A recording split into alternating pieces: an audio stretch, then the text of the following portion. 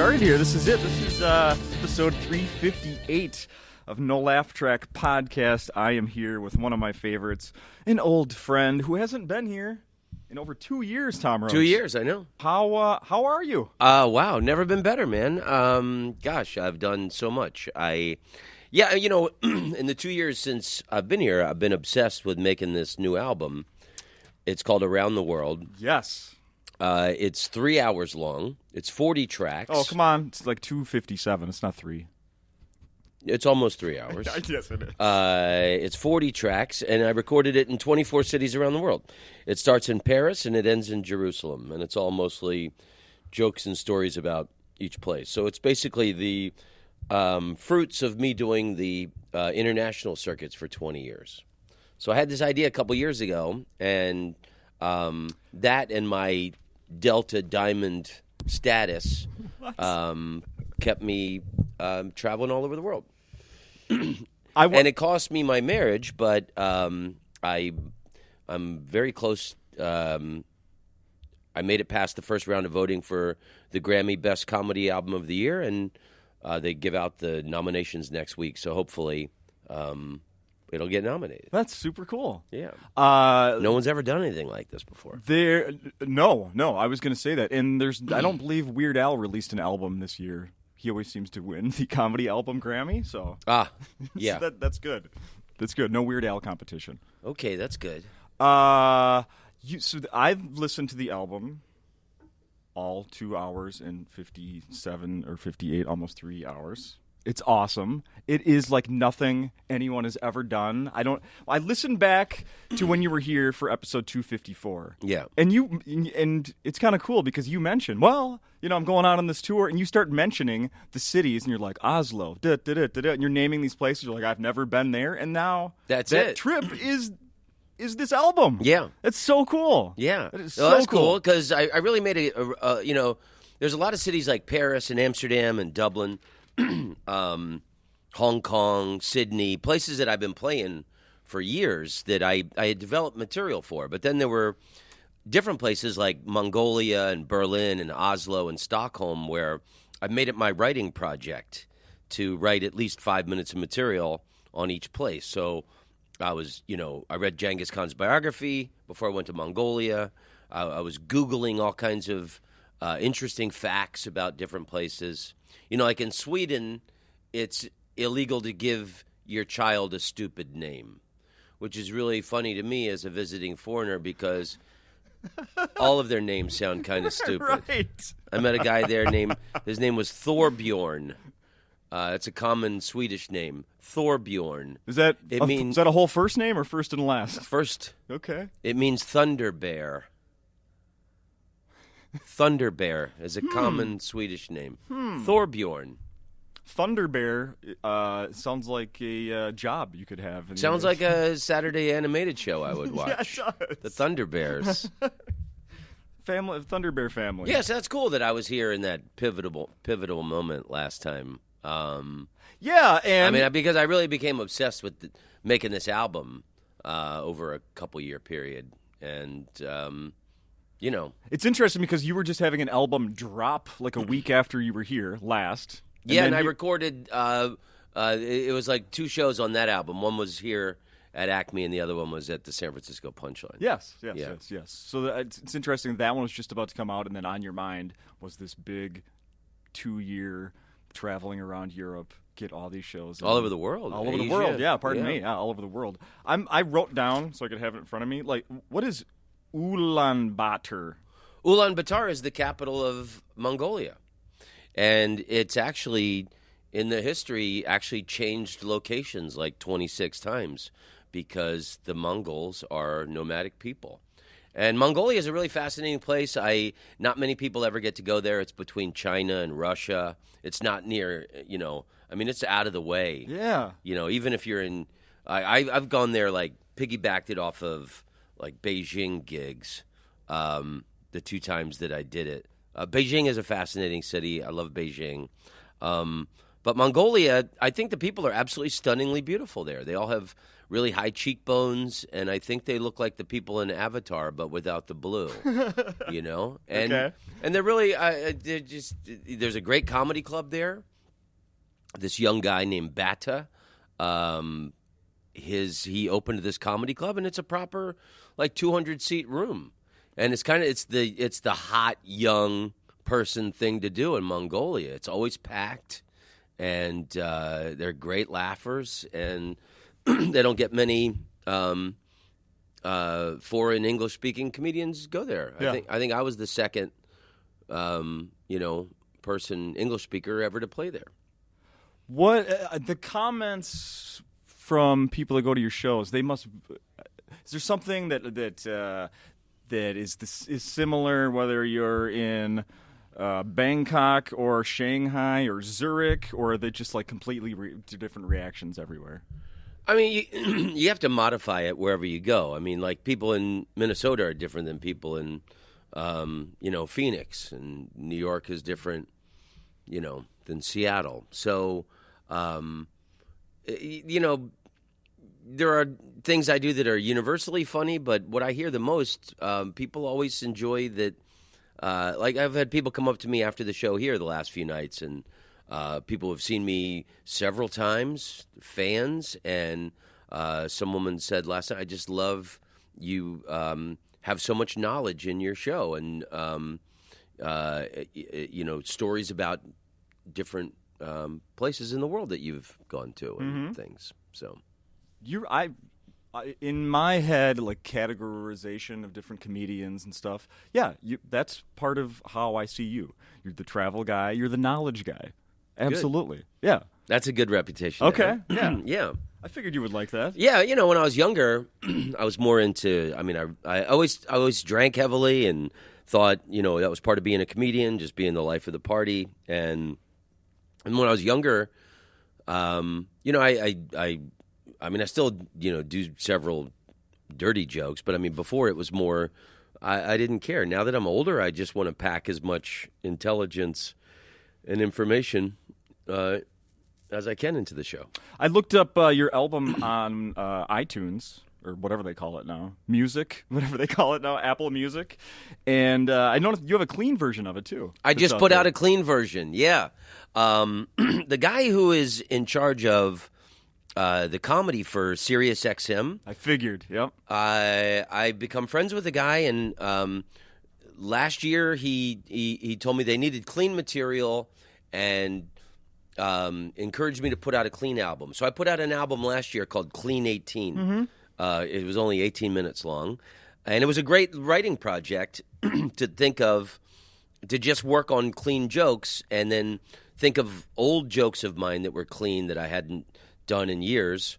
And I recorded it at the Comedy Store in La Jolla, near San Diego, and it's being played a lot on the clean family channels on Sirius XM. Nice. So, I had never thought even to try being clean. I mean, I just think, just write jokes however. Yeah. I've had the luxury of being able to do whatever I want to do. So when I put out the Around the World album, he heard it and he said, this is a genius piece of work. Nobody's ever done anything like it. It's amazing the writing that you put into this. And my suggestion is to you is to go through it and make a clean version of it so we can play it on the Sirius family thing. So I put out a clean, and it's really, I love the regular version, but the clean version really is tight. Yeah, I bet. It's just it's the way it's edited. It really moves quick, and the clean version is 1 hour long. Yeah. So I just put out the clean version a month ago. Very cool. But I never would have had these thoughts if I wasn't friends with this guy. Sure. And I think it's genius. I mean, it's the way of it's 2019 comedy. It's how you got to get your stuff out there, right? Well, I mean, there's excellently written jokes, and why not let them? If I got a 5-minute hunk on a city, and there's only one kind of risque, dirty thing in it, and I can cut out the dirty joke, but I still like the dirty joke. I want it on the regular album, Right? because that's the way I envisioned it. Yeah. But to make a track tighter and shorter, and it's just, they've all got clean stuff on it. So, yeah. So where are you in the process of working on new stuff? Well, a friend of mine, and thank God for the power of friendship. There's a guy, he's an American comedian, and he lives in London. His name is Reginald D. Hunter, and he's an old friend of mine. I met him 20 years ago when I first started going to London. He's American, but nobody knows who he is in the States. He's massive in England. He does BBC specials, and then every year he does a theater tour. So October 2017, I did the Galway, Ireland Comedy Festival. He was with me. We were on a couple shows together. And he invited me to open for his UK tour. So May and June, I did this beautiful theaters all over England, Ireland, and Scotland. And I recorded all of those shows. And I worked on it kind of like I did with the Around the World album. But and it's great it's so cold here. I've been sitting in my hotel room working on the edit notes. But I'm going to put out another album by the end of the year or the beginning of next year. What? And it's just of those of the English tour, and I'm going to call it the Honky Motherland. Holy cow, Tom! Yeah, you're producing. I'm writing my ass off. I've never been happier at the moment. Like a year ago, I was having my marriage was ending. My wife and I are still really good friends. You are. There was no infidelity. There was no major crisis. And we still love each other very much. We just equally divided the money, and she moved out at the beginning of the year. But last year I was, a little stressed. But I've been having an amazingly creative period. Isn't it crazy how life goes in waves? Because I will say that what you just said, you've said that before, like that you've never been happier. But it was you were married at that time. Like that was was part of being the happiest you've ever been. Now that's gone, and you're the happiest. I'm a pretty happy guy. It's good. It's good, Tom. That is a good thing. It's just great that, you don't need the gatekeepers of networks or whoever. You can make things on your own, and being able to put out these albums, put out my own podcast, and it's just a great time right now to be a creative comedian.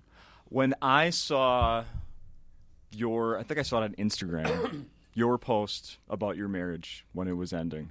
It was like, it was like a triple take. Like, for real? Is this? Yeah, all my friends were like, "Oh my God, I didn't see that coming." And that's because you never, you only post the happy things of your life on social media. Of course. It's like, hey, would you mind if I film this argument for Instagram?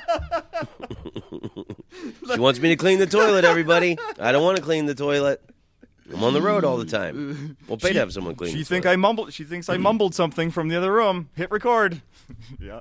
And we did a podcast. It was our last day together. She moved out the next day, and we sat down and recorded a podcast. I listened to it. Yeah. Yeah. A lot of people heard that one. I would imagine so. I bet your numbers were probably never been bigger, right? Yeah, but it's things worked out. Yeah. That's good. Can I ask how you guys traveled together? She used to travel with me everywhere, and she's a photographer, so I would be going to cities looking for jokes, and she'd be looking for photos, and we were a great team for a really long time.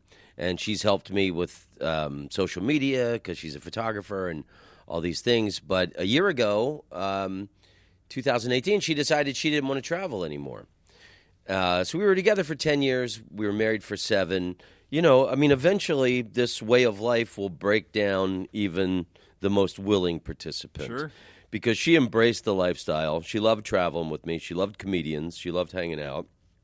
And then she just got tired of it, which I can understand. Mm-hmm.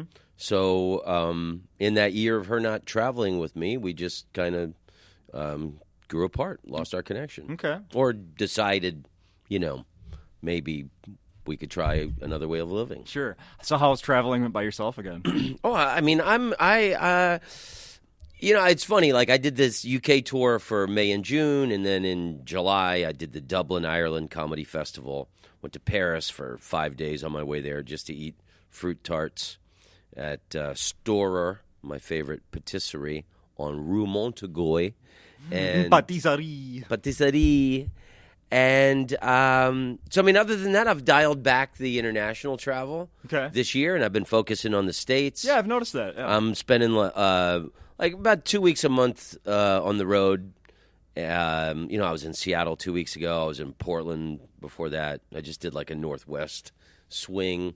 In a couple weeks, I go to Atlanta. And then I've really been focusing on Los Angeles and doing sets at the Comedy Store and the Improv, because it's really the golden age of comedy. And then I go to New York once a year. Well, I try and go at least 1 week or 2 weeks a year to do the Comedy Cellar. So I was there in July. Yeah. I'm plotting my next visit. So I as great as it's been to be the international comedian and play all these places, it's really an exciting time in comedy in America. I think because there's so much anxiety and fear and just people stressed out. Yeah. So it's great. And then, the Comedy Store in L.A. and the Comedy Cellar in New York, it's every night. It's just the best of American comedy. So, I feel privileged to be on these lineups. You last time you were here, you had some neighbors that were complaining about the noise you were making. So you don't have that anymore. That pinhead! Oh my God! What a moron! How did that end? Well, it was kind of, I don't know what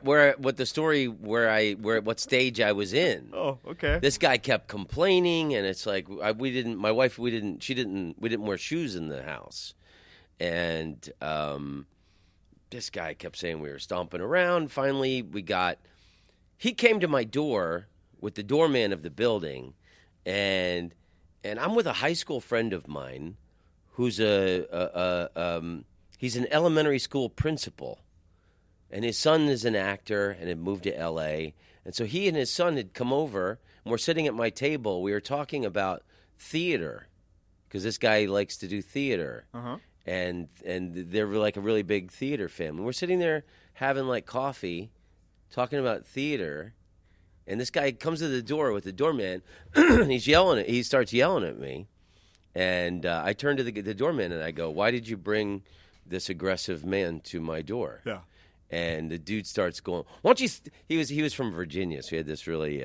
He's like, "Why don't you step outside and we'll see what you're gonna do about it? Why don't you step outside, see what you're gonna do about it?" And the dude, I got two psychotic older brothers. I know that red haze look in someone's eye. And the dude took him away.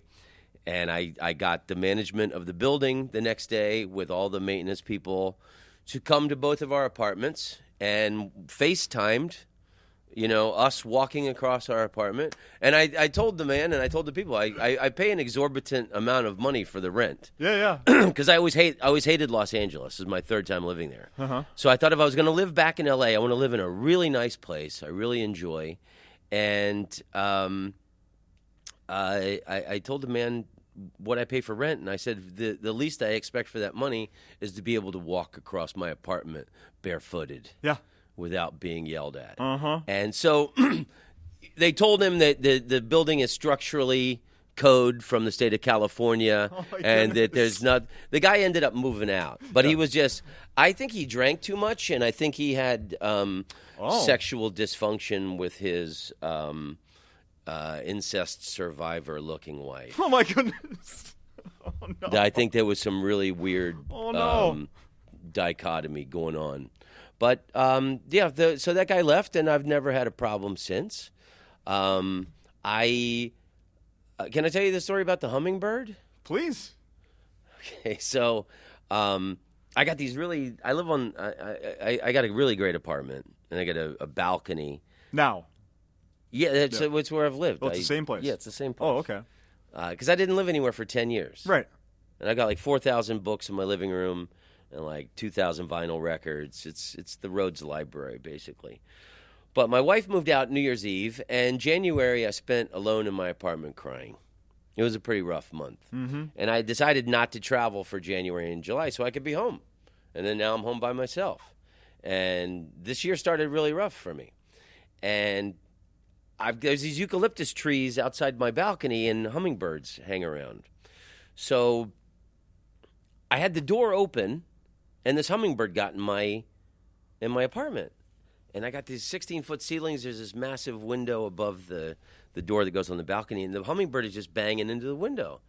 So I get up on a stool, and I get a broom and try to get him down. He's fighting away from me, or she, or whatever. And I had to go somewhere to do a podcast or a meeting or something.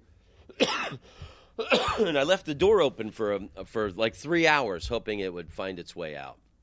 Come back, it's still in there. It's still banging its cute little face against the window. So I got this laundry bag that's like a mesh net bag. Yeah. It's like a beach bag type thing. And I got up on the stool. I got the broom. I get it down to the edge. I throw the little net over him, and then I gently got it out onto the balcony, and I let it go.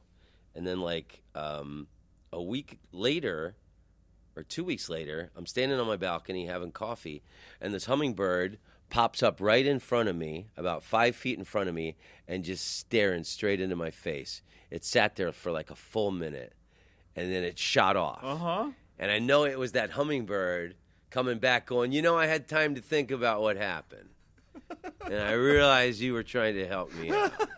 And I just wanted to come back and say thank you. So, because marijuana is legal in California, I decided I grew a plant on my balcony earlier this year. Mm-hmm. And I was on the road a lot, and it was half brown, and it was an experiment that didn't work out.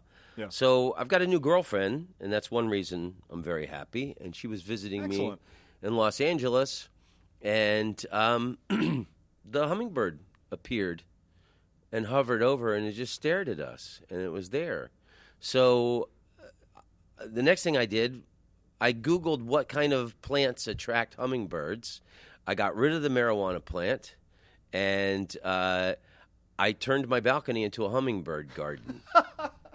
So I got all like a sanctuary. It's great. I got these I have a really big balcony, so I got all these different like kind of like the bushes that do these bell flowers. Yes, that where they can stick hummingbirds their beak love into. to stick their beaks in them. I got like 2 of those. There's a couple of other varieties of flowers. My balcony is, forget weed. Go for the hummingbirds. No shit. Yeah. Did you get a green thumb from somebody, mom From or my dad? mom. Yeah, my mom, her backyard is, she's always been really into plants. And I love watching things grow. Yeah, I like watering them. I like taking care of them. It's just, I really love plants. Do you have an iPhone with that slow motion recording feature? Oh, yeah, of course. Have you ever done that with the hummingbird? No, wow, that's a good idea. You should do that. That's a good idea. Try to catch one with the slow-mo thing and then watch it back, and you can see how much their wings are actually moving. It's amazing. I have a navel orange tree on my balcony, and I have a peach tree, and then there's these jacaranda trees all over Los Angeles that give these purple flowers. Okay. Their leaves are like purple. They're beautiful. And when then they fall, there's purple leaves all over, petals all over the streets of Los Angeles. I have one of those growing on my balcony with all these bushes for hummingbirds. Nice. Yeah. Do you meditate? I tried it, but until I can control my giggle fits, I don't think... What? What do you mean? I'm kidding. I tried it a few years ago. My wife wanted to try it. Oh, okay. Yeah, it was okay. Clear your head. Yeah. Picture the thoughts are like cars on a highway. Mm-hmm. Yeah. Yeah. I was just thinking out there on your butterfly, the hummingbird gazebo, and probably be very peaceful. Yeah. Yeah. I'm always thinking about things, so it's Yeah. hard to meditate. Oh, you don't turn. Yeah, can't. It's hard to turn the brain off. Mm-hmm. More like that. Do you have trouble falling asleep at night because of that, or no? No, no. And my girlfriend turned me on to melatonin. Have you ever? I'm familiar. Never. I fall asleep no problem. So I I've got no it at need. Walgreens. They're like these little gummy bear things, and you eat one before you go to bed, and you sleep deeply. My God, I just like a month ago. Yeah. Yeah. Okay. Yeah. I don't have any problem. No side effects from that. You don't sleep too long. No. Yeah. No, because on long flights, I used to take Advil PM. Like one of those would knock me out. And people would always tell me, "Oh, you should try melatonin. It's the natural ingredient that's in the Advil PM that knocks you out." Sure. I just thought of something I wanted to ask you about from our last conversation. And this is one of those things where when I'm following up on something, since you haven't mentioned it yet, I'm not sure where it went, but I'm going to ask anyway. Book. You were writing a book. Oh, yeah, great. Where is it? Are you still working on it? Is it finished? Well, I was working on a story about my life. I had been working on that book for years, and then I just couldn't find the right way to end it. So, this is what I said back the last any time? memories? Because the last thing we talked about is I was like, all right, how is it you're writing a book about yourself? How do you know what to write for the ending? Yeah, that's the problem. And you answered it, and then like 10 minutes later, you even kind of changed your answer because you're like, now that I've thought about it more, it's a really good question, and I'm not sure. And that was the penultimate problem with shit. the project. So this album, Around the World, gave me the idea to just write about my relationship with different cities. The first love of my life was from Paris. I have an old relationship with Paris. I had a late-night talk show in Amsterdam. I almost drowned in Thailand. So using that concept, I've been banging through it. And I've finished 8 cities so far. And then now, once I just finished Cambodia, Shanghai and Cambodia, and I need to finish Porto, Portugal. And then I took my mother to Israel. I did a tour of Israel in last December. And so I need to write about taking my mom to Israel, and then I'm going to present it to publishers. So this book is almost finished, and the next time I see you, I hope to put a copy in your hand. Okay. Yeah. Great. So yeah, with this idea, it's been a breeze. But before, I just, and then different things have popped up. Like I wrote about Vietnam, and then in that story is the relationship with my father, who's the reason I'm a comedian. And my father flew helicopters in Vietnam. So it's interesting how things from the original book have popped up in different form in my relationship to different cities around the world. Interesting. Was it hard to move on from the way? I mean, I remember you saying like you were like, I'm almost done. So now that you've changed it, was that hard? No. And I mean, I still got all that stuff to use in one way or another. Yeah. So it'll still be, it'll pop up somewhere. Okay. Okay. Hey, so the last time I saw you, we did a family vacation to your where you grew up, Orlando, Florida. What'd you think? I hadn't been there since 7th grade, so quite a bit of time from kid to adult. Okay, where did you stay? We did an Airbnb. Okay, good. You didn't stay on International Drive. No, we stayed in stay away from International Kissimmee, Drive. at an Airbnb. And they used to pronounce it Kissimmee. Kissimmee. When I was growing up. Okay. Yeah. Then they decided they didn't want to be a novelty. They wanted to be more adult-like and changed it to Kissimmee. Okay, that's not far from Disney World, so that was good. No, and we never actually went to Disney. We did Universal. Cool. For 3 days. Better rides. Yeah, it was great. Far better rides. Comedy friend Chad Daniels was performing at the Improv at Orlando that Love week. Chad so we went and saw Chad. Great. Yeah, it was great.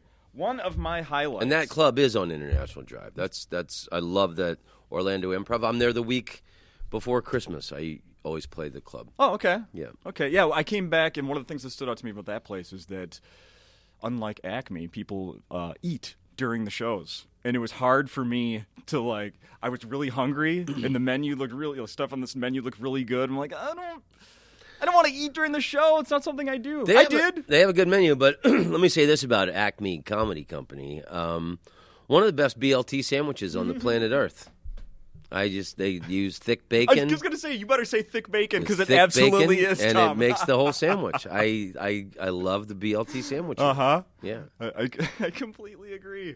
So if I was a local, I'd be eating BLTs and watching comedy. Yeah, I love coming here for lunch before we do the podcast.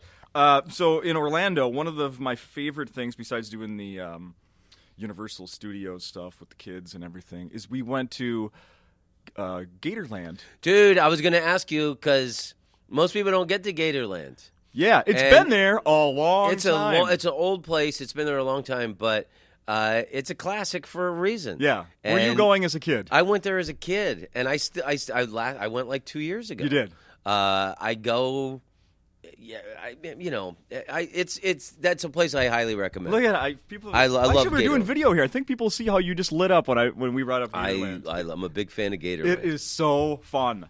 If I lived anywhere near there, I would have the season pass. No doubt, I would have a season pass. There's a guy who, there's murals everywhere in there, and there's a guy who paints the murals there, and he's a fan of mine. Follows me on Instagram.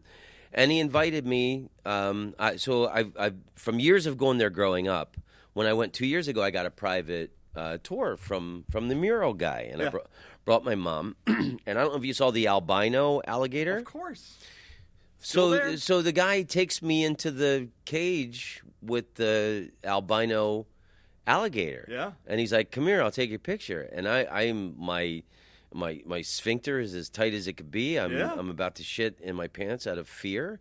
And he goes, no, it's docile because it's, they kind of keep it, I forget whatever reason it was drowsy and it was sitting there. But it's absolutely terrifying to be that close to such a ferocious animal, And, I mean, of course you want the Instagram picture, but you also want to keep your legs. Absolutely. We did not get a chance to go. It was a last minute. I wanted to go all week that we were in Florida. It was a last minute thing, and we ended up going. And the entrance is the gator's mouth. I mean, just for that it's photo. Wonderful. So that photo alone. I didn't get to go during the day, so I didn't get to see. It looks amazing. What they do during the day looks amazing. But we went at night and did the feed, where you get to feed the alligators. Wow. You throw these little pellets that kind of look like charcoal briquettes, basically. Nice. And there was a group of 20 people, and he shows us all around the place. And then when you get by the lakes where the gators are, you get a bucket. You just get to grab as many of these things. And there are hundreds swarming you on this dock. And it was so much fun. So much fun. I can't remember. That's the point of this podcast, is to tell people to go to Gatorland. Definitely. Yeah, and New Smyrna Beach is the beach that I grew up going to, and you can drive on it. Okay. It's a little south of Daytona, which you can also drive on. But New Smyrna's nicer. We drove to Cocoa Beach. Beach. The shark attack capital of the world, Oh, I think. Yeah. Hey, there we go. So we drove to Cocoa Beach. And I'm a big fan of Cocoa. Yeah. It was a little windy, so it wasn't the best day. But that's too bad. Yeah. Because at Cocoa Beach, you can rent the 1920s type wooden beach chairs and an umbrella. We and did it's that. actually a great place. Well, it used to be when the space shuttle would go up. Cocoa Beach is one of the best places to go. You rent little beach chairs and bring a cooler and sit there, watch people be shot into outer space. Do you have a special love of NASA and space because I grew up. there? Yeah, they would let our in middle school and in high school, whenever there was a space shuttle launch, they would let us out on the lawn to see it live in the air. The whole school would get out. It's a nice, unique thing about they taught us boat safety in school, but they would let the whole school would go out and we'd sit on the grass and then you'd watch the space shuttle go up. So I was obsessed with the space program. And I remember when it was the first woman in space and the first, Dutchman in space, who was Woobo Okels. What? And when I had my late night talk show in Amsterdam, that's one of the guys I requested to be a guest. And I had Woobo Okels on my Amsterdam late night talk show. And I told him, dude, I was I remember being 12 or 13, watching you being shot into space. Yeah. And he was I made friends with him. He died of cancer a year ago or 2 years ago. But he was obsessed with making solar-powered vehicles. He was a scientist. Mm-hmm. Super smart guy. So there was some solar automobile race all over the world. And he asked me, he drove some solar car around the world, and he asked me to host its return to Leiden University. So I had a little, microphone, and they're outside. Actually, they got pulled over by the police. The car had gone all the way around the world, and 2 miles from the finish. Oh, isn't that how it is? They get pulled over by a Dutch cop that wanted to see the papers. So isn't that how it is? I'll tell you about one other thing we did in Orlando. It was we got to see the Orlando Apollos play football. Do you know who that is? I never heard of that. That was the very short-lived American football, AAF or something. Whatever that football. They had a football league that lasted like 6 weeks last spring. Oh, wow. And Orlando had a team. They played at UCF. And we went to a game, and UCF's it's the biggest university. That's where I grew up in Oviedo. Is very close to UCF. It's the biggest university in Florida now, and they have a really nice football stadium. It was very nice. So we went and saw a game there, and then like 4 weeks later, the league ran out of money and folded. Wow, I really like that they have a soccer team. The Orlando City. Orlando City. Yeah, and the color's purple, and the symbol's a lion. I'm a big fan. You're a big soccer fan. Big soccer fan. Right? I think we've talked about. Yeah, that and so before. it really I really had wanted them to get a baseball team and or some kind of team growing up. I'm not a big basketball fan, but okay, they got the Magic, and then the Jaguars went to Jacksonville, and Tampa got the baseball team. I think it's a great thing for the city of Orlando because a lot of international people live there. A lot of South Americans, Central Americans, Caribbean people. Tom Rhodes grew up there, and soccer's the world game. And I'm thrilled for the city of Orlando to have a really badass, cool sports team. Because like my heart isn't in basketball, Yeah. But I love soccer. So You go to any MLS games? I saw Orlando City play a couple years ago. I was just in Portland. I think they got a really great mascot. His name is Timber Joey. Yeah. He's a lumberjack, and when Portland scores, Timber Joey comes out. Cuts a log. He cuts a log with a chainsaw, just a slice off of it. And it's actually a brilliant strategy because some of the particles from the sawdust could get into the opponent's eyes, and it's pretty genius. I like it. But yeah, I saw Arsenal play Liverpool in England 2 years ago. I've seen matches in Argentina and Holland, in Spain. That is the timing of your trip right now to Minnesota. You're missing Twin season done, and we have a soccer team now. They Twins made the killed it all playoffs year. done. Mm. Oh yeah, Twins had a great year until the playoffs started. But Yeah, you and I always talk about going to a Twins game. You got to book a. I would love to. Come June next year is what I'm Okay, saying. all right. I'll talk to Lewis. Get it back to June. June, I'm going to Amsterdam and Paris, and Switzerland. I'm putting that together right now. But I'll try and maybe April. That's good. Well, I came one April, and I was there. I saw the Twins. Play in snow. It was like 30 degrees. It was brutal. Everybody can had be. parkas out there. This is Yeah. like 5 years ago. Yeah. It was brutal. Like this week really surprised me that it was 19 degrees last night when I walked back to the hotel. I'm in denial. I'm in complete denial. First of it. week of November, 19 degrees? I know. Wow. I know. I live here. I don't. Family keeps me here. Otherwise, I'd be gone. I think. Yeah. The weather's. I think it's worth it. It's getting old. I love it.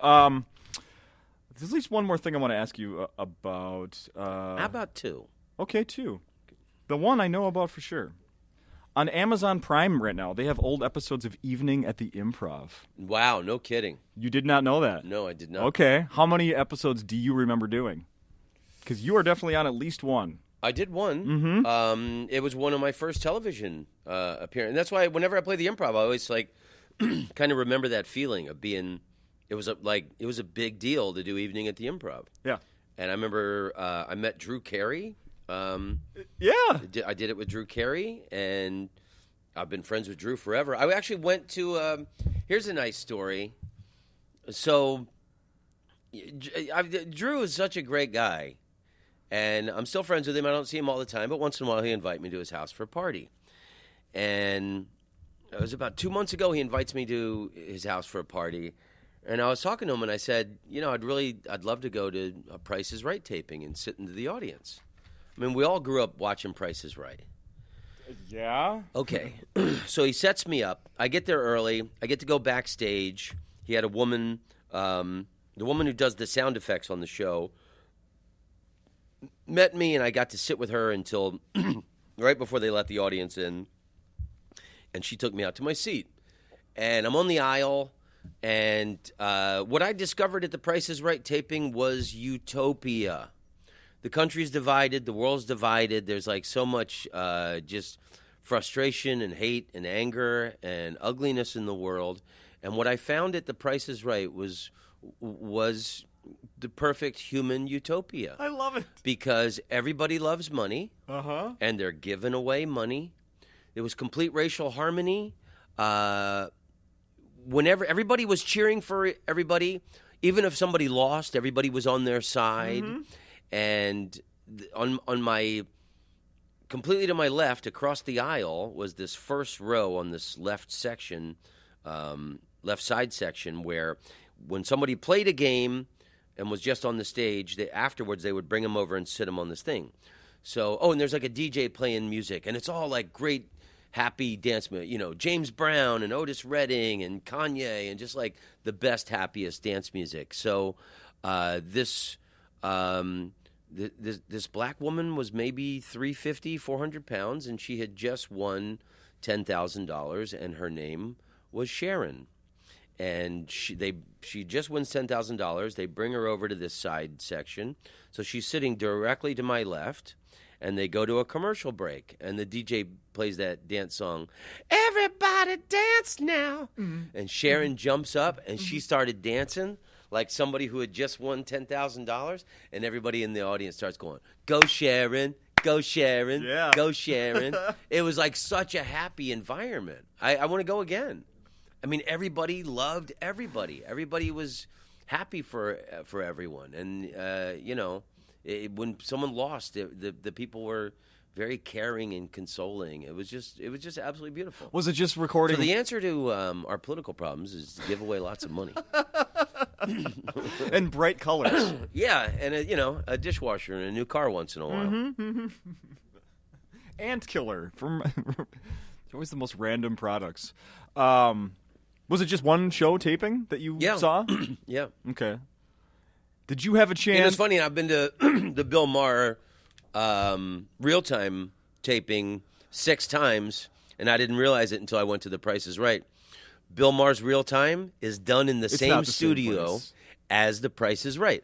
No. It is. And when they do the Bill Maher show, they push all the games and The Price is Right stuff in the hallway. No kidding. Yeah, because it's an old building, the CBS television. Okay. So there's like one area where they got all the, there'll be like a tarp over the mountain climber game. And hey, there's the big wheel, the big money wheel. Yeah. It's pretty awesome. No touching the big wheel. Yeah. So at the Bill Maher taping, nobody's clapping for Sharon. You think? It's all... wait a minute, are you using that on stage? No, I should, right? Well, then that joke was born here on this podcast. Oh, that was fantastic. Go Sharon, go Sharon. Oh, that was perfect, Tom. That was absolutely perfect. I just saw, I follow Doug Benson on Instagram. He just posted a thing the other day, sitting in the audience. People were watching, and they're like, "Hey, wait a minute!" And they were posting pictures. Doug Benson, were you in the audience at Price is Right today? Oh, you're kidding me! And he was in an aisle seat. Okay. I'm wondering if there's an aisle seat that's I'm almost sure he was in the same reserved. seat I was. If you're a friend of Drew's, that's like the good viewing seat they give you. Yeah. Now I want to. And I knew I wasn't going to get picked. I was just there to observe it. Okay. So it's about you're about like 5-6 rows back from the front. Now, I've heard, because I remember asking years ago, I knew someone who went out there with her grandmother to try to get on the show. And they were saying that a lot of it is like they wait outside. Did you witness any of that? People plan vacations around it. Yeah. And then right next to the CBS is the farmer's market, where there's all these different food stalls from around the world in the Grove.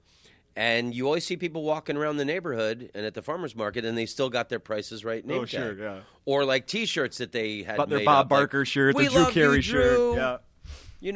Spay or neuter. Hamilton, Minnesota loves Drew Carey. Yep. Whatever. Yep. So yeah, you always see the Price is Right contestants walking around the neighborhood. It's a big deal for a lot of people. Daytime television is pretty much the worst entertainment, except Price is Right? Price is Right was always the thing, like when you were sick and you couldn't go to school. Mm-hmm. It was like you always watched Price is Right. Oh, yeah. You know? Absolutely. Eating some chicken noodle soup. Beverly Hillbillies reruns. Makes me think of that as well. Being Classic. sick from school. Classic. Yeah, absolutely. The cement pond. Yeah, the cement pond. Yeah.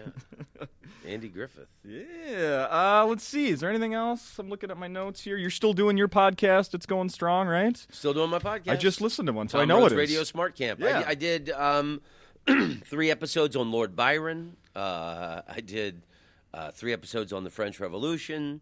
I did one on Voltaire, one on Seneca. It's like whatever I'm into and reading. What books are you traveling with right now? I'm actually reading a book called Orlando by Virginia Woolf. Okay. Because my new girlfriend, it was one of her favorite books when she was a young teen. And, the name Virginia Woolf, I only knew from the movie with Elizabeth Taylor called Who's Afraid of Virginia Woolf. That's what I was just going to say. So because of that movie title, I always thought, Virginia Woolf must have been like a mean, nasty person. Virginia Woolf is such an excellent writer. And the book Orlando is so excellently written. And it's just, he's this guy, and then he morphs into a woman. He's like, it's just very interesting. It's hard to describe this book, but it's kind of a young adult book, but it came out in like 1927. Yeah. And it surprises me that Virginia Woolf isn't hailed as more of an excellent writer, because she'll string together a pearl of words and sentences that are absolutely beautiful. Was there an odd moment when you found out that this was one of your girlfriend's favorite books, and it's called Orlando, the city that you're from? Well, and then, her That's an interesting coincidence. My girlfriend is from Toronto, and she really loves Disney, and her parents took her to Orlando when she was a girl, and sometimes when she'd have a hard time sleeping, her mother would tell her, "Close your eyes, honey, and dream of driving to Orlando." Because they would drive to Orlando from Toronto. Jeez. So she finds it no coincidence that wow, the man she loves is from the place she loves. look at that. Yeah.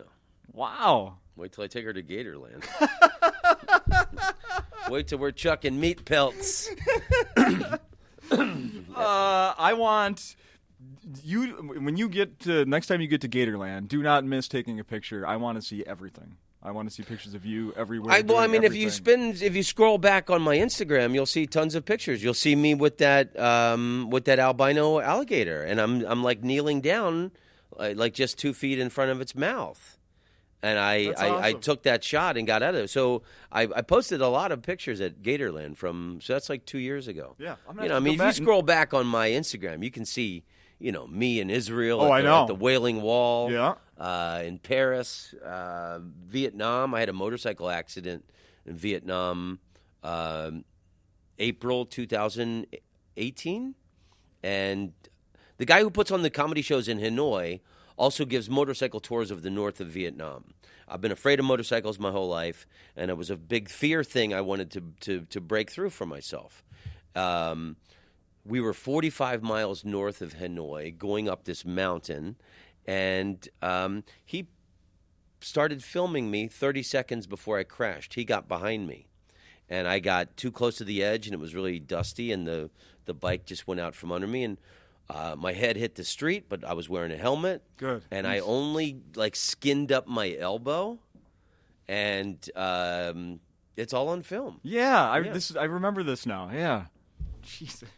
Yeah, there's Mongolia. There's me. I stayed in a gur. There's one of those round white tents. Yeah. If you scroll back on my Instagram, you can see me all over the world. I've said it before. You're a good follow on social media for that stuff. Absolutely. Thanks, buddy. You see everything.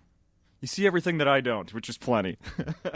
This has been great, Tom. I expect to see you again as soon as possible. Yeah, I shouldn't stay away this long. I'd love to come back next year, and it'd be great to be here during the Twins. And it looks like when people come see your shows this week at Acme, they can buy a pass to get your latest Yeah, that's album? the digital download. Digital download? I hate selling things, and I never sell anything. The only time I ever sell anything is after I come out with a new album. So I mean, it's it's only I'm selling it for 10. It costs more on iTunes. It's like 15. So I mean, basically, I just want people to have it. I'm not trying to make money out of it. And I whenever I make an album, I print it up 1,000, and then once I get rid of those, I will not sell anymore or make anymore. But the main thing I'm hoping is that it gets nominated for the Grammy. That hopefully the next time I see you. Hell yes. Yeah. You know what I want to see is the unboxing. When Weird Al, bring it back to Weird Al, when he got a Grammy for a comedy album a few years ago, he posted the video. People do unboxing videos. What is that? When you open something? Yeah, like he got it in the mail. Oh. And it's like, all right, everybody, you're going to see it for the first time just like I am. Oh, okay. Yeah. I want to see that. I want to see the unboxing. So they mail you the Grammy? What you get handed is not the thing you take home? That's what I gathered from Yeah. Yeah. Wow. Mm-hmm. Okay. That one doesn't have your name on it. Then they send you the one with your name on it later on. Okay. Yeah, so be ready for that. When you win, Tom, you might just leave with a replica and not the real thing. Well, I think if I win it, I might make a necklace out of it. Damn right. If Flavor Flav could walk around with a big clock, why can't I walk around with a Grammy? What up, Grammy? Around my neck, exactly. Thank you, Tom. Thank you, my brother. Long may you run.